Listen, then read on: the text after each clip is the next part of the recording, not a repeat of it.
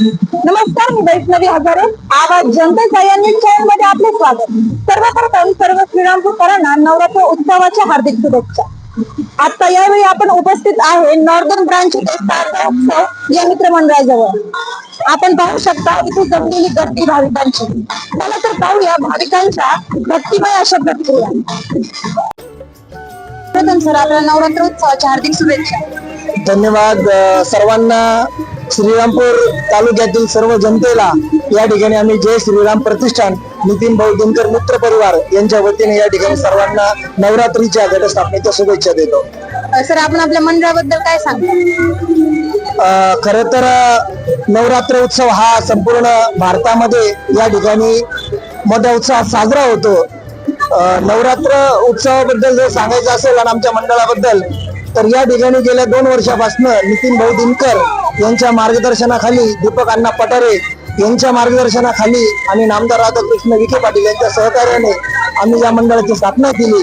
आणि मागील वर्षी या ठिकाणी महेश्वरानंदगिरीजी महाराज यांनी आपल्या छातीवर घटस्थापना केली होती. एक वेगळं आकर्षक होतं. आणि यावेळेस देखील आम्हाला माहित आहे की भक्तांची काहीतरी एक आपल्याकडनं अपेक्षा असते चांगलं काहीतरी करण्याचा. तर एक आम्ही एक सुंदर असं मंदिर या ठिकाणी आमच्या मंडळाने आज हा देखावा सादर केलेला आहे. आणि आपण ते बघतात की किती भाविक भक्त या ठिकाणी येत आहे. खास करून जी आपण माताची जी मूर्ती बघितली, शेरावली माता, त्या मूर्तीचं आकर्षक म्हणजे 7.5 फुटाची ही मूर्ती आहे. एक अशी भव्य दिव्य मूर्ती. आणि हे जे आपण लाइटिंग वगैरे बघताय तर 110 LED लाईट आहे आणि 8 शार्पी आहे. तर अशा पद्धतीचं एक चांगलं सेटअप आम्ही भक्तांसाठी या ठिकाणी हे केलेलं आहे. तुम्ही या उत्सवाबद्दल श्रीरामपूरकरांना काय सांगतात? खर तर फक्त हे 9 दिवस हा देवीचा जागर किंवा उत्सव न करता येणारा जो प्रत्येक दिवस आहे, प्रत्येक वर्ष आहे, खरं तर आपण देवी भक्तांची सेवा केली पाहिजे. आपण सनातन धर्मातनं येतो. सनातन धर्माचा जो आपला गाभा आहे, मूळ म्हणजे सनातन म्हणजे काय, संस्कृती, हिंदू धर्माची संस्कृती. मग हाच एक आमचा उद्देश आहे की हिंदू धर्माची संस्कृती टिकली पाहिजे.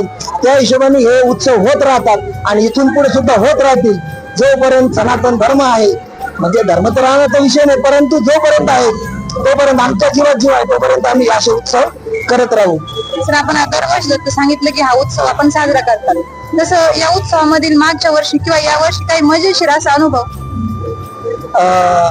असा काही वेगळा काय अनुभव नाही, परंतु कसं आहे की दरवर्षी आपण काय चांगलं करतो, काय देतो भक्तांना, आपण आकर्षक काय असतं किंवा हे एक असतं, तर एक उत्सुकता होती बऱ्याच भक्तांची की ह्या वर्षी काय आहे, ह्या वर्षी काय आहे, असं एक हे होतं, उत्सुकता होती. तरी पण आम्ही आमच्या पद्धतीने मंडळाने जो निर्णय घेतला त्या पद्धतीने आम्ही चांगला करायचा प्रयत्न केलेला आहे. भाविकांचा कसा प्रतिसाद भेटतोय?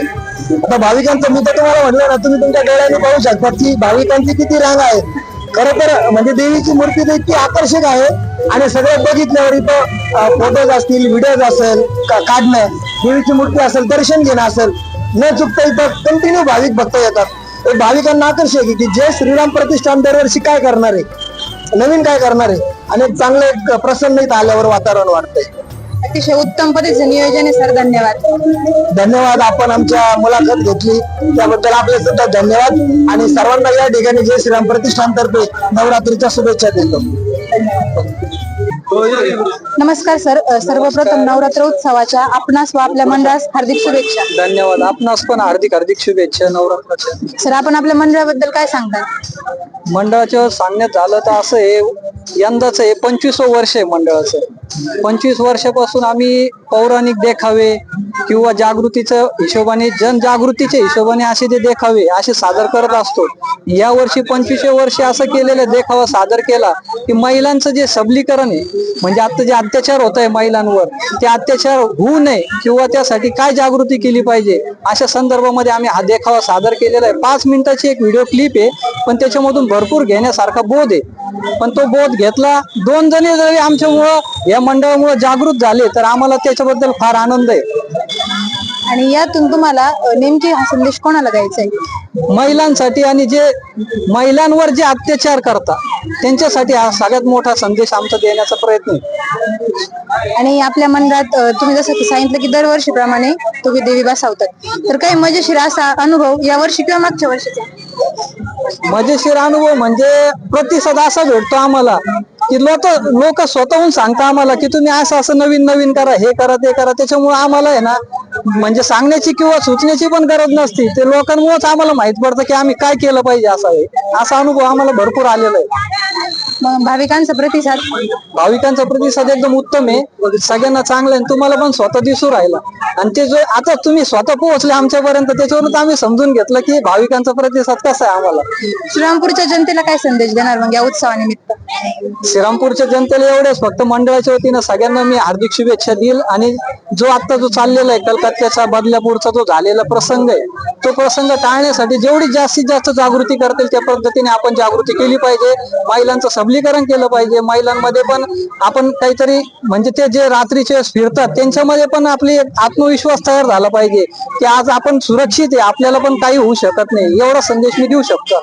सर, तुम्ही अप्रतिम असं नियोजन केलंय आणि या कल्पनेची खरंच गरज होती समाजाला. धन्यवाद. थँक्यू, धन्यवाद. आपले सुद्धा धन्यवाद. आपण आमच्यापर्यंत पोहोचले त्याबद्दल आमच्या वतीने सर्व तुमच्या मंडळाचे तुमचे जे हे मेंबर त्यांचे पण सगळ्यांचे धन्यवाद.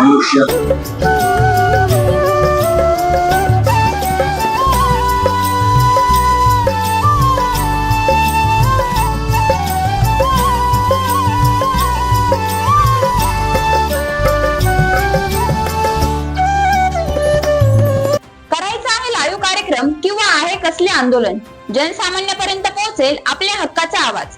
आवाज जनतेचा. बातमी व जाहिरातीसाठी संपर्क करा 86 68 50 08 62.